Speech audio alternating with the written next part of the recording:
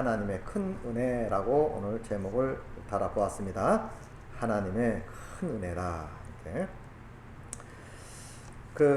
오늘 본문 말씀을 보니까 그들의 넘어짐, 여기서 말하는 그들은 이스라엘 민족을 말하지요. 이스라엘 백성들, 그들의 넘어짐이 세상에 풍성함이 되고 온 땅에 복음으로 가득 차는 계기가 됐다, 그 말이지요. 그 풍성함이 되고 그들의 실패가 이방인의 풍성함이 되었거든. 하물며 그들의 충만함이리요. 그랬어요. 이스라엘 백성들을 하나님이 먼저 그들을 택하시고 그들을 통해서 하나님의 그 말씀, 복음을 온 땅에 선포되어지는 것을 원칙으로 해서 그들을 먼저 불렀죠. 그래서 선민이라고 합니다. 그들을 향하여. 근데 문제는 그들이 하나님의 뜻대로 그 역할을 감당하지 못하고 실패합니다. 넘어집니다. 그래서 하나님은 또 이 구원의 사업, 하나님의 사업이고요. 다 회복시키고 하늘 백성 만드는 일이 하나님의 사업입니다. 우리는 그 일에 동참한 사람들이고요. 그래서 이제 그들이 넘어지기 때문에 그들의 역할이 끝난 거예요. 그들을 생명조차도 보장받을 수가 없는 겁니다. 오히려 그 풍성함이 이방인에게 이제 나왔다. 이방인, 우리를 향하여 이방인이라고 그래요. 이스라엘 민족, 현대 유대인들, 이스라엘 백성을 선민, 그 외의 사람들을 이방인이라고 그래요.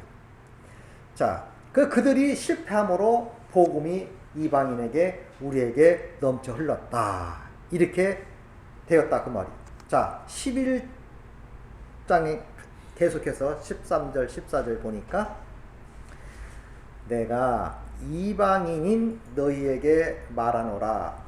내가 이방인의 사도인 만큼 내 직분을 영광스럽게 여기노니 이는 혹 내 골육을 아무쪼록 시기나게 하여 그들 중에서 얼마를 구원하게 함이니라 그랬어요. 자, 넘어졌다 할지라도 하나님이 손을 딱 뗀 게 아니고 완전히 버린 게 아니라 바울은 이렇게 말합니다. 이는 내 골육을 아무쪼록 이방인 막 은혜 받고 구원 받고 복 받는 모습을 보고 그들 속에는 시기 나는 무리들이 있게 하여 얼마큼 그들 중에 얼마를 구원하게 하려 함이라. 모두 구원시키는 게 아니고 얼마를 구원케 하려 함이니라. 이렇게 말하고 있어요. 여기에서 교리적으로 잘못된 교리가 있으니 그 교리가 바로 세대주의적 교리입니다. 세대주의 이거 잘 알아야 돼요. 우리 장로교회는 세대주의의 교리를 따르지 않습니다. 성서적이지 않기 때문에 그렇죠. 성경적이어야 되는데 성경적이지 않으니까 그 말을 우리가 따를 수 없죠. 이것은 답이라는 똑똑한 목사님이 연구해서 발표한 거거든요. 근데 그걸 지지를 받고 많은 사람들이 그걸 추종하는 무리가 생긴 건데, 그래서 그걸 이단이다 뭐다 이렇게 비판은 할 수 없어도 잘못된 거다, 그건 분명한 겁니다. 그러면 뭐가 잘못됐냐? 그들이 말하는 것은 유대인들이 회복이 되어야, 유대인들이 완벽한 회복이 되어야 예수님 오신다는 거야. 그래서 그들은요, 유대인들만 바라보고 삽니다. 그들이 회복돼야 된다는 거야. 저도 옛날에 몰랐을 때는 교리를 잘 모르고, 몰랐을 때는 저도 지지했어요 한때. 맞다. 근데 더 보니까, 연구해 보니까 엉터리 방터리더라 그 말이야. 완전히 틀리는 거예요. 성경에 그랬잖아. 그들을 시기나게 했고 그들 중에 얼마를 구원한다 그랬지, 모두 구원한다 그 말이 아니거든요. 근데 세대주의자들은 예루살렘, 지금 그 옛날 예루살렘 성전이었던 곳에 다시 예루살렘 성전이 세워지고 이스라엘 온 민족이 다 회복되면 예수님이 오신다 이렇게 말하고 있어요. 그 잘못된 교리라 그 말이죠. 자, 그래서 하나님께서는 이스라엘 백성이든 이제 이방인이든 구분하지 않아요. 예수님이 오기 전에는 분명히 구분했어. 하나님은 이스라엘의 하나님이요, 아브라함의 하나님이요, 이삭의 하나님. 이삭의 하나님은 역사적으로, 문자적으로, 실질적으로 그들의 하나님이었어요.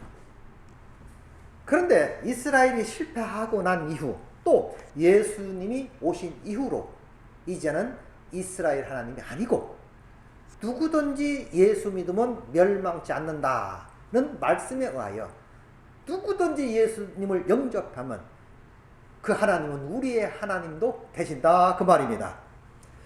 그래서 보니까 다시 로마서의 말씀을 다시 봅니다. 16절. 제사하는 처음 익은 곡식 가루가 거룩한즉 떡덩이도 그러하고 뿌리가 거룩한즉 가지도 그러하리라. 17절 18절까지 봅니다. 또 한 가지 얼마를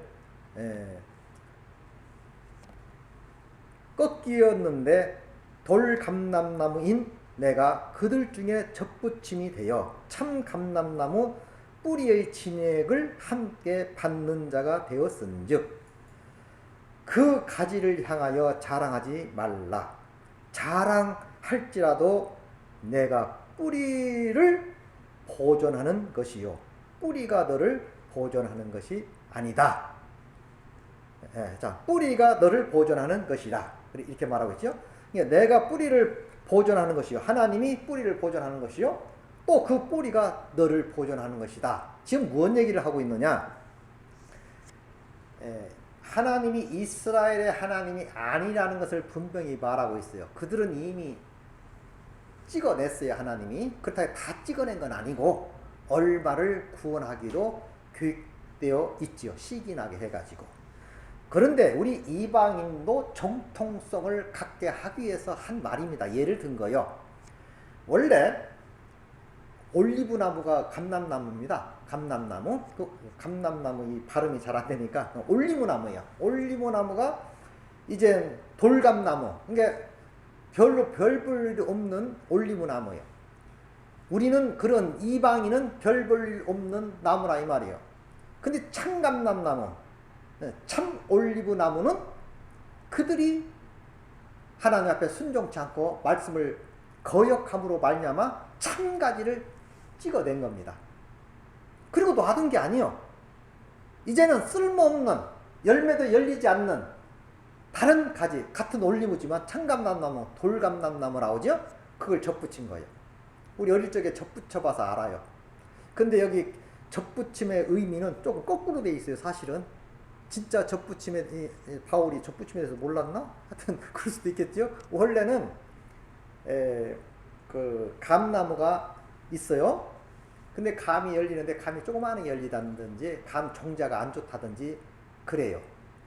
그러면 그 원나무를 있지만 그걸 잘라냅니다. 이건 필요 없어 하고 잘라내고 좋게 된 나무, 아주 막 넓적감, 주먹감, 큰 감을 갖다가 접붙이면요 그 큰 감이 됩니다. 네. 이건 좀 바뀌어 돼 있는데 어쨌든 이건 원리를 말하기 위해서 이렇게 하여튼 말한 거예요. 사실은. 근데 이제 돌감람나무, 우리는 돌감람나무야. 원래 참감람나무는 잘라내고 돌감람나무를 그 뿌리에 이렇게 붙인 겁니다. 그러니까 그 밑에서 진액을 받으니까 이제는 다시 힘을 얻어서 좋은 열매를 내렸다. 그 말이거든요. 자, 뭔 얘기냐? 다시 볼게요. 17절. 또 한 가지 얼마를 꺾이었는데 돌감람나무인 내가 그들 중에 접붙임이 되어 참감람나무 뿌리의 진액을 함께 받는 자가 되었은즉 그랬어요. 진액을, 뿌리에서 나오는 진액. 이게 여기서 말하는 말은 뿌리가 중요하냐 가지가 중요하냐 그 말이에요. 가지는 아무것도 아니다 그 말이죠. 뿌리가 중요하다. 그러면서 18절 그가 가지들을 향하여 자랑하지 말라. 가지들을 향하여 자랑하지 말라. 그 말 안 되면 그것도 잘라낼 수 있으니까 원가지도 아끼지 아니하고 잘랐는데 너희들은 어떠하겠느냐 이런 말씀 있죠. 그러니까 가지를 자랑하지 말라. 내가 뿌리를 보존하는 것이요 뿌리를 보존하는 것이요 뿌리가 너를 보존하는 것이다. 그러니까 우리는 아무 자랑할 것이 없고, 꼭 자랑할 일이 있다면 그 뿌리는 누구요? 하나님을 의미하는 겁니다. 생명의 말씀, 거기에서 우리가 그 근원에서 우리가 있는 것이지 뿌리 없이 내가 있을 수 없는 거예요.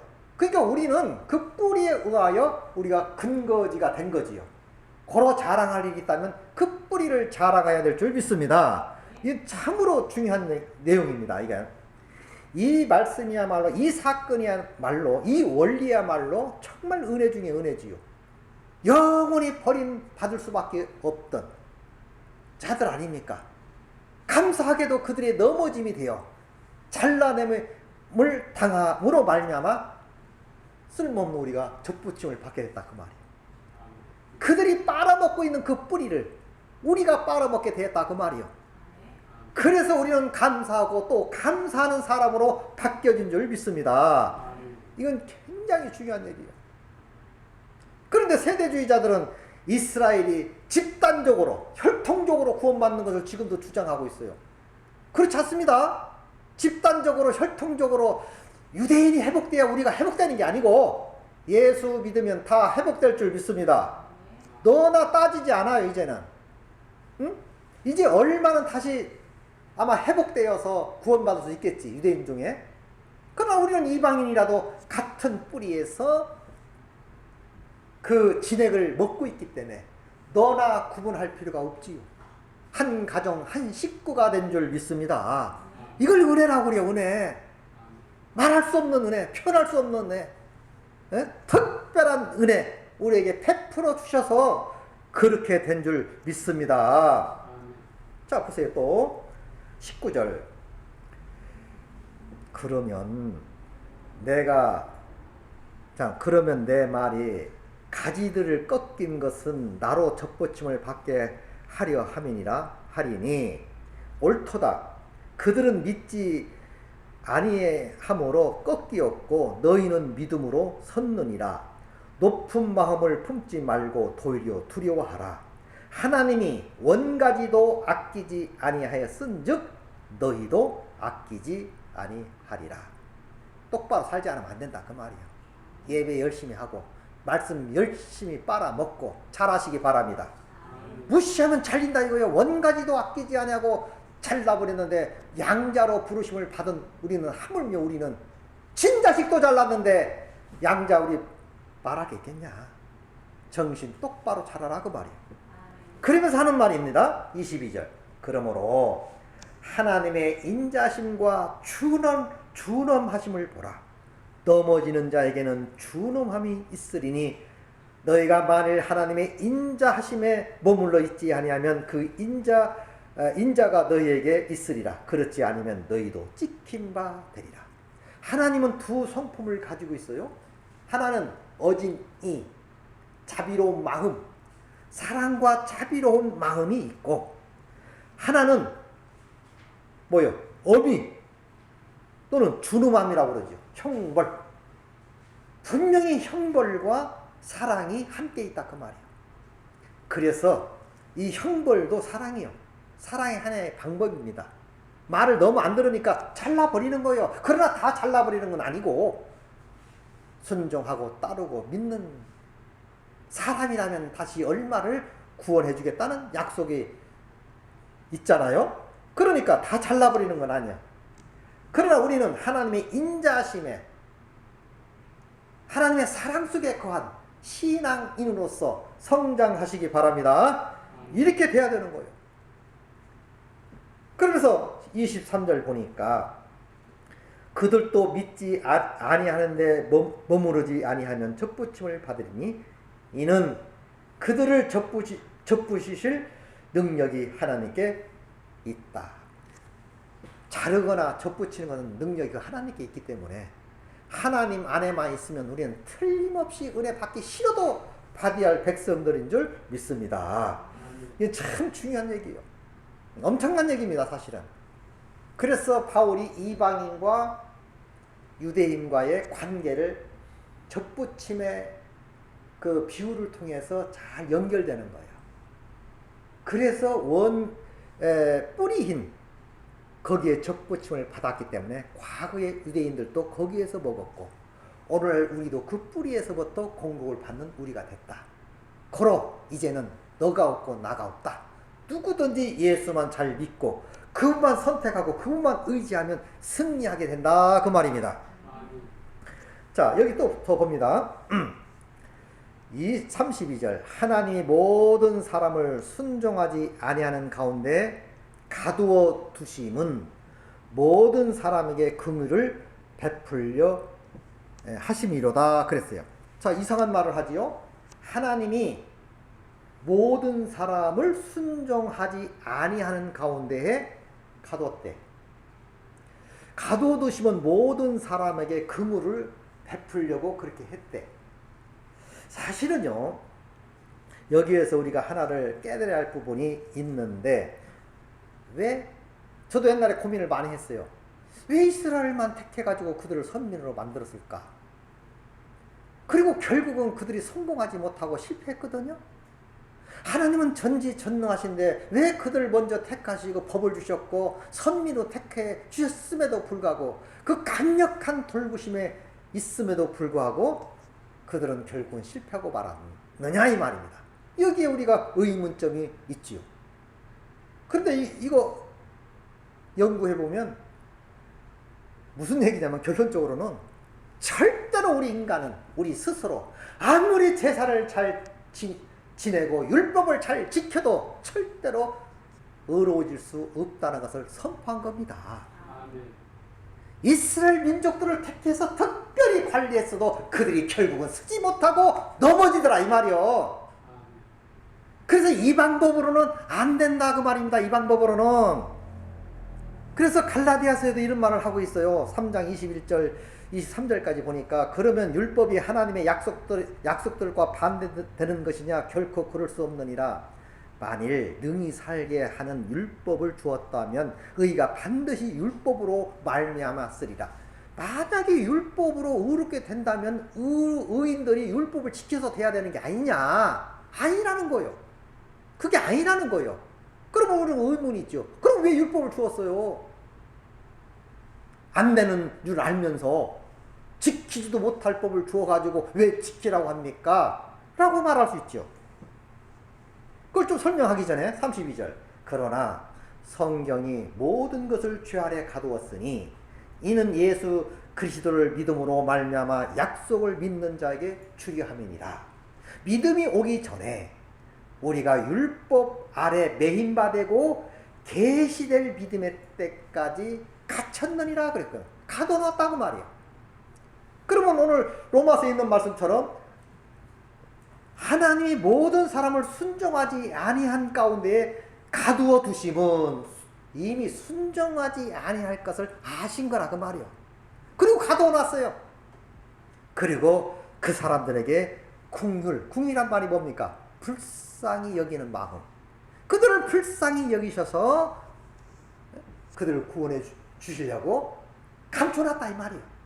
예수님이 오심으로 그것이 밝혀진 줄 믿습니다.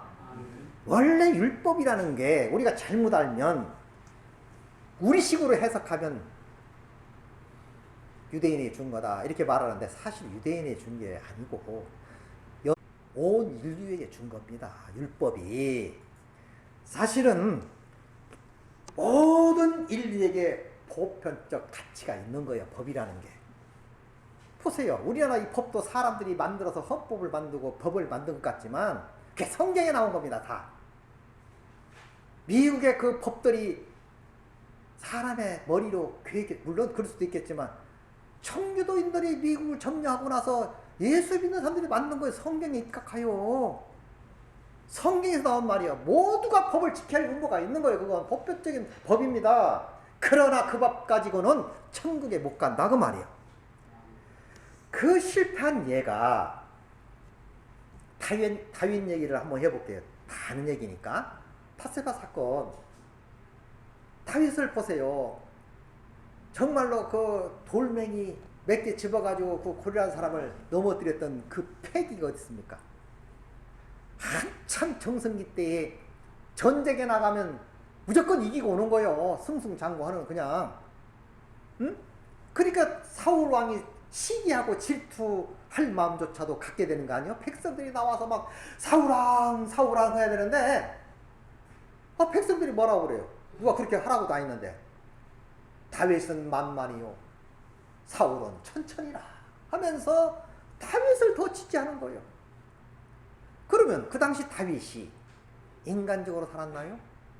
아니요. 믿음으로 했다고요. 믿음으로. 고릴라를 쓰러뜨릴 때도 인간적으로 쓰러뜨린 게 아니고 하나님이 도우셔서 그렇게 한 겁니다. 전쟁에 나가서 이게 한 것도 하나님이 하신 거예요. 왕으로 앉힌 것도 다윗이 똑똑해서 잘나서가 아니라 하나님이 그렇게 한 겁니다. 그런데 다윗 실패하잖아요. 왕이 됩니다. 왕이란 말은 다윗 시대의 최고의 절정에 이르는 때가 아닙니까? 왕이 됐으니까. 다 이루어서 이제 왕이 되어서 백성을 다스리는 단계에 이르렀어요. 그때 치명적인 죄를 범하지 않습니까? 유명한 밧세바 사건, 그 남편 우리아를 죽이는 사건, 이것이 벌어진 거예요. 그러니까 하나님이 나단 선지자를 파견해가지고 사무엘하 12장 1절서부터 보면 잘 나와요. 다 읽을 수 없고 짧은 시간에 거기에 보면은 예를 들어 어떤 부자가 양도 많이 있고 부자로 사는 사람이 있고 또 하나는 가난하게 살아. 근데 양 한 마리밖에 없어. 부자는 100마리가 있는데 근데 그 한 마리조차도 뺏어가 버렸어. 그것을 다윗에게 고합니다. 이게 다윗이 뭐라고 하는지 알아요? 그 절만 읽을게요. 5절. 사마 12장 5절. 다윗이 그 사람으로 말미암아 노하여 나단에게 이르되 여호와의 살아 계심을 두고 맹세하노니 이 일을 행한 그 사람을 마땅히 죽일지니라. 죽여버리시오. 그런 거예요. 그건 죽을 죄라는 거지. 지금 나단 선지자가 그런 비유로 얘기한 거예요. 아, 부자 양도 많은 사람이 가난하게 양 만들고 행복하게 살아가는 근근히 살아가는 그 양을 뺏어가 버렸다고. 그러니까 이제 그렇게 왕한테 얘기하니까 왕이 그래요?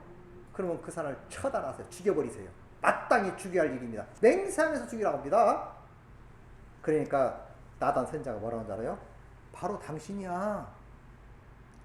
당신이 바로. 문제는 다윗은 죄를 짓고도 그 죄가 뭔지를 몰랐다 그 말이에요. 죄를 모르고 진 거예요 사실은. 그러니까 무슨 얘기냐면 여기에 진리가 있어. 오늘 여러분에게 정말로 하고 싶은 말은 이 장면이, 이 사건이거든요. 진짜 하고 싶은 말은. 그러면 다윗은 뭐를 몰랐다고요. 나단 선지자가 가르쳐주니까 그때야 비로소 깨달아요. 발발 떱니다. 이야, 정말 내가 죽을 죄를 졌다. 눈물을 흘리면서 회개를 해요. 벽에가 젖도록 말을 보태면 침상이 떠내갈 정도 눈물을 흘려 회개를 합니다. 이야, 그동안 제사 드리고 예배하고 이렇게 의식을 하면 그냥 정결했겠지. 이런 사고력으로 살아온 겁니다.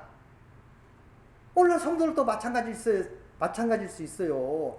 그냥 뭐 내가 크게 뭐 잘못한 게 있나? 교회 열심히 나왔고 열심히 살라고 했고 이렇게 뜻대로 뭐 살았으니까 당연히 하나님이 나를 지켜주겠지 라고 착각할 수 있다 그 말이야. 다윗이 그랬어요. 다윗이 나단 선지자가 와서 찍어주지 않아서 몰랐어요. 엄청난 큰 죄 힘을 다윗이 깨닫습니다. 이야, 제사 드린다고 되는 게 아니구나. 예배 드린다고 되는 게 아니구나. 제단 쌓는다고 예배 드리는 게 아니구나. 이것 아니라는 걸 깨닫고 회개를 합니다. 이 사건이 많아요. 오늘 교동문 사건도 시편 51편 사건도 그 사건이고요. 시편 40편 사건이 그 사건입니다. 정말로 시리에 빠져서 낙심하고 절망하고 아주 괴로움을 헤매면서 기도합니다. 부르짖습니다. 근데 하나님이 그에게 음성을 들려주는 거예요. 뭔지 아세요? 그 장면만 읽을게요. 시편 40편 6절, 7절, 8절, 12절. 주께서 내 귀를 통하여 막 괴로워하고 있는데 참 이 문장이 좋아요. 주께서 내 귀를 통하여 내게 들려주시기를. 하나님 뭘 들려줬대? 내게 들려주시기를. 제사와 예물을 기뻐하지 아니하시며 번제와 속죄제를 요구하시지 아니하신다 하신지라. 하나님은 제사나 예물이나 이런 거 요구하지 않아요. 이것을 다윗의 기도에서 들려주는 겁니다. 시리에 빠진 다윗에게 하신지라. 그때에 내가 말하기를 내가 왔나이다. 나를 가리켜 기록한 것이 두루마 책에 있나이다. 그 다음 8절. 나의 하나님이여 내가 주의 뜻을 행하기를 즐겨하오니 주의 법이 나의 심중에 있나이다 하였나이다. 무슨 얘기냐? 이것은 예수 그리스도께서 오심을 말하고 있어. 내가 그동안 법도 잘 지켰고 예수 이름으로 하나님 이름으로 싸움도 잘했고 다 승리했고 그래서 왕까지 되었지만 내가 엄청난 죄를 범하고 또 나단 선지자를 통해서 음성을 듣고 나서는 자기가 죄인임을 깨닫고 하염없이 시리에 빠져서 울고 있었어요. 그 시리에 빠진 사건을 보면 40장 12절. 수많은 재앙이 나를 둘러싸고 나의 죄악이 나를 덮었으므로 우러러 볼 수도 없으며 죄가 나의 머리털보다도 많으므로 내가 낙심하나이다. 아니 왕이 돼가지고 이렇게 고백합니다. 우리 이거 잘 들어야 돼요. 뭔 말인지. 수많은 재앙이 나를 둘러쌌고 나단 선지자가 그 말을 들려주지 않아서 몰랐어요. 나의 죄악이 나를 덮었으므로 우러러 볼 수도 없으며 고개를 들 수 없는 겁니다. 죄가 나의 머리털보다도 많으므로 내가 낙심하였다고. 다윗이 깨달은 게 뭔지 아세요? 여기서 이 사람이 깨닫고 성군이 됩니다. 우리 그래서 교만하면 안 돼. 이스라엘 백성 가운데 최고의 사람이 아브라함이요, 두 번째가 다윗이요. 다 유명한 사람 많지만 그래서 다윗의 깃발도 이스라엘 깃발이 다윗의 깃발 아닙니까? 왕 중에 왕, 성군이라고 합니다. 이스라엘 백성들이 온 백성들이 지지해 지금도 다윗을. 그런 사람이 이 이후로 그가 회개하게 되지요. 그러니까 뭔 얘기냐? 아, 내가 제사 드린다고, 내가 열심히 한다고, 내가 나를 복종케 한다고 되는 게 아니구나. 이 강은 내 스스로 건널 수 없는 강이구나. 누군가가 나를 업고 건너야 될 줄 믿습니다. 그게 예수님이라 이 말이에요. 예수의 등에 업히어 그분이 나를 건네줘야 그 강을 건널 수 있지. 내 스스로는 아무것도 할 수 없다는 것을 오늘 바울은 말하고 있는 거예요. 이것을 11장에서 그 사건들을 쭉 말하고 있는 거예요. 그래서 다윗이 엄청나게 큰 죄를 깨닫고 회개하는 거 아닙니까? 자, 오늘 다시 한번 시편 거기 다시 열어야 돼. 거기는 이제 그 성경을 열어보세요. 아까 봤던 시편 51편 유명한 말씀입니다. 여기저기 그 회개 장면이 많이 나와요. 자, 51편 이렇게 말합니다. 하나님이여 주의 인자심을 따라 내게 은혜를 베푸시며 주의 궁유를 하심을 따라 내 죄악을 지워 주소서. 나의 죄가를 맑게 씻기시며 나의 죄가를 깨끗이 제하소서. 무릇 나는 내 죄가를 아오니 내 죄가 항상 내 앞에 있나이다. 나단 선지자 오기 전에 이렇게 못 느꼈어요. 그냥 착각 속에 살았다니까요. 왜? 늘 제사 드리잖아. 속죄제 드리잖아. 화목제 드리잖아요. 네? 번제를 드리잖아요. 소제, 화목제 다 드리고 살았잖아요. 그러니까 당연히 자기가 할 일을 했기 때문에 나는 당연히 하나님의 백성이다라고 자신 있게 말하고 살았던 사람이에요. 그러니까 자기가 죄를 짓고 실수를 해도 죄인임을 깨닫지 못했다 그 말이에요. 나단 선지자가 와서 그 양 비유를 얘기하면서 설명했을 때 벼락치는 소리였지요. 그래 놓고 자기 주제 파악을 하게 됩니다. 그러면서 하는 말이, 응? 물은 내 죄가, 응? 물은 나는 내 죄가를 하오니 내 죄가 항상 내 앞에 있나이다. 내가 주께만 범죄하여 주의 목전에서 악을 행하였사오니 주께서 말씀하실 때 의로우시다 하시고 주께서 심판하실 때 순전하시다 하리이다. 내가 죄악 중에 출생하였으며 어머니가 죄 중에 나를 잉태하였다. 내가 죄악 중에 출생했어.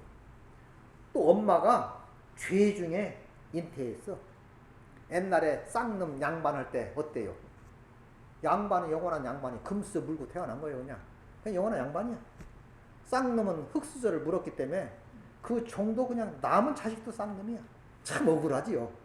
참 그 불합리한 것이지만, 예. 자, 어쨌든 우리 엄마는 이미 죄인이요. 죄 가운데 나를 잉태했어. 그냥 난 쌍놈이야. 아무리 깨끗해야 깨끗해질 수가 없어. 법적으로 해결받기 전에는, 나라로부터 사면을 받기 전에는 쌍놈이. 그 말이에요 지금. 하나님으로부터 용서를 받아야 깨끗해질 줄 믿습니다. 그 역할을 하는 분이 예수예요. 그 예수를 믿습니까? 그 예수로 되는 거예요. 그 예수로. 그 예수로. 이건 말할 수 없는 은혜요. 표현할 수 없는 은혜요. 은총 중에 은총이지요. 그래서 바울은 결론적으로 말하면서 이런 말합니다. 11장 33절 깊도다 하나님의 지혜와 지식이 풍성하니며. 깊도다 하나님의 지혜, 지식이 풍성하며 그의 판단은 헤아리지 못할 것이며 그 길을 찾지 못할 것이다. 그의 깊은 은혜를 우리가 어떻게 알겠냐? 어떻게 그 마음을 우리가 알 수 있겠냐? 어떻게 그의 판단을 우리가 헤아릴 수 있냐? 절대 그럴 수 없다는 거예요. 하나님의 은혜로, 하나님의 은총으로, 그의 자비로 여러분과 내가 있게 될 줄 믿습니다. 온 인류가 다 그렇게 된 거예요. 사실 다윗도, 아브라함도, 바울도. 바울은 그걸 아는 거예요. 우리가요 예수 믿어도요 착각 속에 사는 사람들 많습니다. 유대인들처럼 현대판 유대인이라고 표현할 수도 있어. 나는 예수 믿고 구원받았으니까 이방인들 볼 때 이상하게 봐요. 너는 지옥 가 나는 천국 가고. 물론 틀린 말은 아니야. 근데 조금 강조하게 되면 그건 교만에 빠져, 착각에 빠진다 그 말이야. 이건 아니에요. 바울은, 그래서 제가 바울을 존경하고 롤모델로 삼는 이유가 있어요. 성경에 많은 인물도 있지만 그는 모든 걸 다 버려버립니다. 우리가 한국인이지요. 외국을 가도요 구원받고 은혜를 받았어도 한국인의 냄새가 풍풍 납니다. 어머니 아세요? 그 습성, 생활 패턴이 나와요. 구원과 상관없이. 아직도 이상한 사상이 깔려 있어요, 내 속에. 네? 네, 이상한 사상들이 지금도 그런 문화들이 꽉 차 있습니다. 고려 문화, 조선적 문화 다 있습니다. 이게 빠져나지 않다니까. 이거 빠져나가기 참 힘들어요. 바울도 마찬가지예요. 바울도 유대적 사상, 율법적 사상, 그 정통 이런 거 다 있었잖아요. 이거 빠져나가기 힘든 거요. 그런데 그는 빠져나갔어. 이방인을 대할 때 내 형제처럼, 내 골육 친척처럼 대하고 모든 걸 초월해서 하나님의 마음으로 그들을 대한 줄 믿습니다. 그래서 구도자가 생긴 거예요. 그래서. 근데 우리가 아무리 은혜 받았다 뭘 받았다 하면서도 나라는 게 항상 있다니까, 깔려 있다니까, 나도 모르게. 이게 교만이야. 이게 잘못하면 꼭 현대판 유대인들처럼, 에? 우리는 하나님의 선민이야, 아브라함의 자손이야, 율법이 있어, 뭐가 있어 하고 다니지만 결국은 망했잖아요. 우리도 자칫 잘못하면 그리 될 수 있다 그 말이에요. 보세요. 제가 이방인 가운데 말씀을 전하는데 참 답답하더라고. 문화도 안 맞고 환경도 안 맞고 모든 게 안 맞아. 아주 낙후됐어요. 그러면서 제가 선교사들을 생각해보지. 야, 우리나라도 100년 전, 응? 그 말도 안 통하는 그런 사람들 전도하라고 얼마나 수고했을까. 응? 자기 혈육처럼, 자기 핏줄처럼 정말 사랑했거든요. 나를 버리지 아니하고는 될 수 없다 그 말이에요. 십자가에 다 묻으시기 바랍니다. 십자가에 아주 그냥 죽어버려야 돼. 근데 말만 죽었지 안 죽었어. 죽은 사람 보면 사도 바울 보면 보여. 야, 정말 배설물로 얘기했구나. 진짜로 들려져 그 말이. 그의 행동이 말과 일치합니다. 그래서 나는 이방인의 사도가 된 것을 감사한다 그랬어. 한 번도 불만 한 적이 없어요. 다 배설물로 여기고 아주 새롭게 태어나서 하나님의 사람으로 이방인 가운데 우뚝 섭니다. 우리도 모든 걸 초월해서 세상 속에 우뚝 서는 여러분 되시기 바랍니다. 그래야 빛이 되지요. 말로만 너 세상에 빛이라 했는데 뭔가 편견이 있어. 뭔가 이렇게 다들 이거 버려야 돼요. 그럼 뭐 본인만 알렸다, 이제는 네가 알렸다니까 내가 구체적으로 말할 수는 없지만 그런 것들이 깔려 있다 이 말이야. 다윗이 그랬단 말이야. 다윗이 자기는 당연히 하나님의 은혜로 계속 이기고 왔잖아요. 왕이 돼서 넘어졌잖아요. 그 순간도 하나님의 음성을 듣고 나서 깨닫고 그가 철두철미하게 회개했고 남은 여생 선구로서 바른 길을 가게 된 줄 믿습니다. 하나님이 그를 만들어낸 거지요. 그 바울이 그런 말을 하는 거예요. 깊도다 하나님의 지혜와 지식의 풍성함이며 그의 판단은 헤아리지 못할 것이며 그 길은 찾지 못할 것이다. 우리가 하나님을 안다는 것도 어부성설이요. 조금 아는 거지. 존 뉴턴인가요? 물리학자지만 그도 하나님에 대해서 쓴 책이라기보다는 쓴 페이지가 한 3,000페이지가 넘습니다. 하나님을 찬양한 내용이. 그가 이런 말을 했어요. 하나님의 사랑이 얼마나 큰지, 하나님의 은혜가 얼마나 큰지. 하나님의 은혜는 바다고 나는 발바닥만 집었다 그랬어. 참 의미가 됩니다. 우리는 발가락만 짚은 거예요. 감사하시기 바랍니다. 에? 그래 뭐 조금 못하면 그냥 교만해가지고 지가 제일이고 뭐 어쩌고 저쩌고 웃기는 현상이지요. 하나님 볼 때 얼마나 웃길 거요? 자, 어쨌든 그래요. 응? 또 말합니다. 34절 누가 주의 마음을 알았느냐? 누가 그의 모사가 되었느냐? 절대로 우리는 예수님 이 복음이라는 건 설득이 아니에요. 이해시키는 것도 아닙니다. 하나님의 능력으로 될 줄 믿습니다. 자꾸 우리는 설명하려고 하는데 물론 설명해야지. 그러나 그 뒤에 계신 하나님이 역사해 줘야지. 설명한다고 되는 게 아니라 설득시켰다고 되는 게 아닙니다. 네? 하나님이 역사해야 감동이 되고 하나님이 역사해야 두저워지는 거요. 하나님이 역사해야 회개가 일어나는 거요. 하나님의 터치를 날마다 받으시기 바랍니다. 하나님으로 터치를 받아야 돼. 우리는 알 수가 없어. 그 은혜를 측량할 수가 없는 겁니다.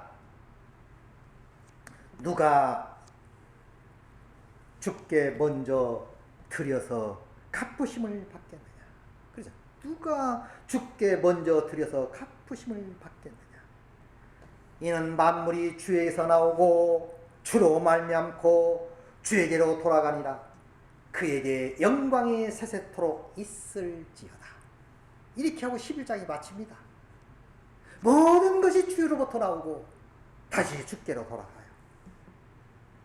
모든 은혜는 하나님으로부터 오게 되고 그 은혜로 여러분과 나를 있게 하고 관리하고 다시 우리를 데리고 하나님께로 들어갈 줄 믿습니다.